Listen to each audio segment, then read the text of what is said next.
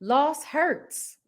And we have got to admit that. So, Rajesh, I was thinking about, like, you don't talk to your family. I don't talk to my family. It hurts. We don't want to say it hurts.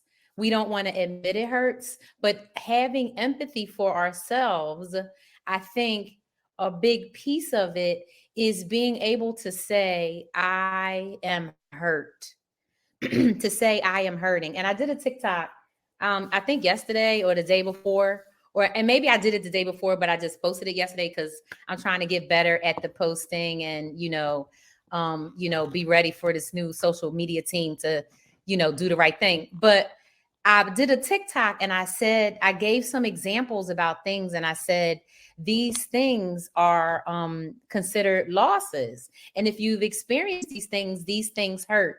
And I use different examples, like, if you lost a relative, or if you've been in a bad car accident, or different things that could be considered like a loss. But if no one ever apologized, if no one ever could say, oh my gosh, and they could feel you, and then not only apologize, but then move to action to demonstrate it. So when I think about my career, and I think about how my life started and what my plan was, the first thing I think about is, for those of you who know me a little bit, I'm from Philly, hashtag Philly John. That's our little thing we say. It means a person from Philly. It's a Black thing, but of course people have started saying it. Everybody says it now, but it's a thing from my generation, late 70s, early 80s. We started saying that's the John, means that's the great thing, means that's the it. So if you a Philly John, means you are the it because you from Philly. So that's what Philly John is. So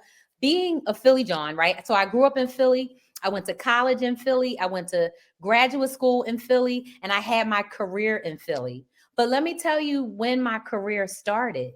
My career started in 1984. My career actually started in 1984. And guess what career that was? My tech career. I started as a 15-year-old sophomore in high school. My very first job was at Parker's Auto Tag and Insurance. And my job was a technology consultant. My job was to install.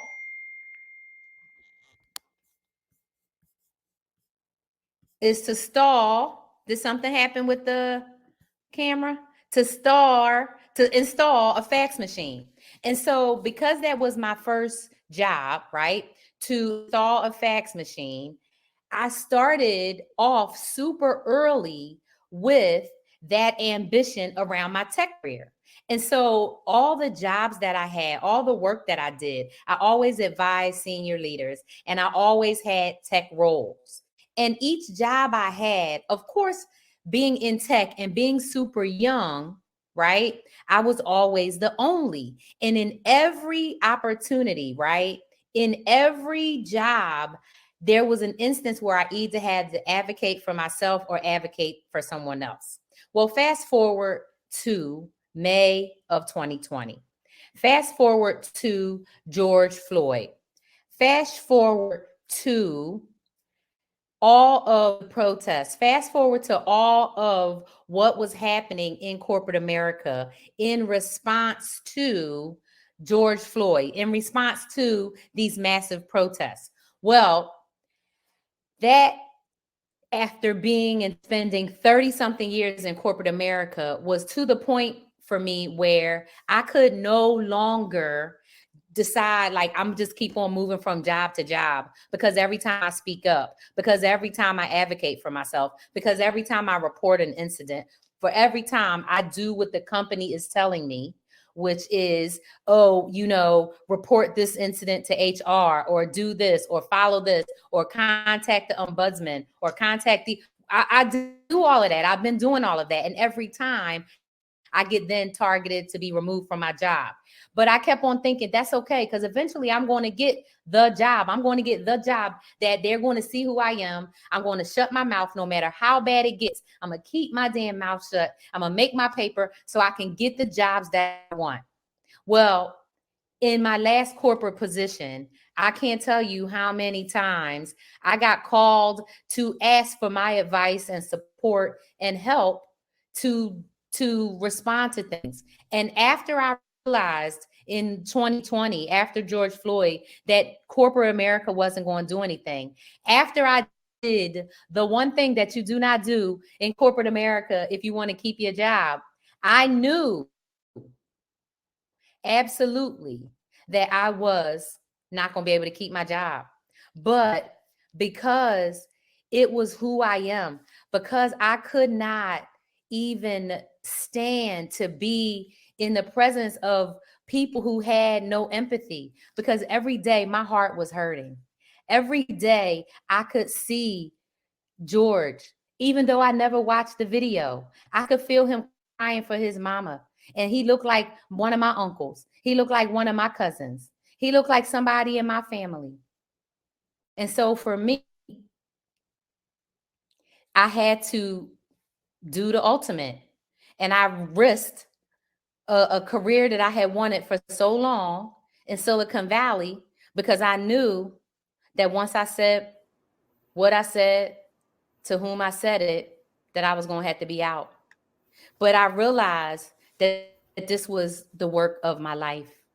I realized that because I cannot not respond when I see Black people being killed. I cannot not respond when I see and know that Black women, not just me, but all the rest of us, are being underpaid by 42%. By seeing the way that rich people treat poor people, I hurt, because I have such that empathy that I have to do stuff, but I couldn't do stuff in the corporate environment.